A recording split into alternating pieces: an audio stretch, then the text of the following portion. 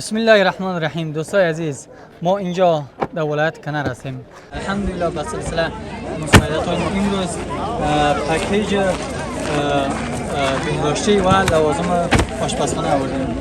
کمپل است، گاز است و سطل شامپو و صابون.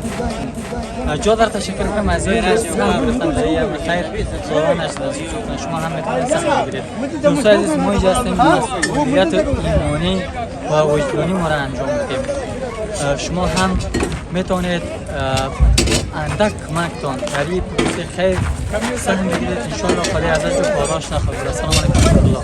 تن ټول په وینو رنگ دی ترېنه جوړه کربلا ده وطن ټول په وینو رنگ دی ترېنه جوړه کربلا ده په نصیب زموږ د خوارو برخه شوې ویر ژړا ده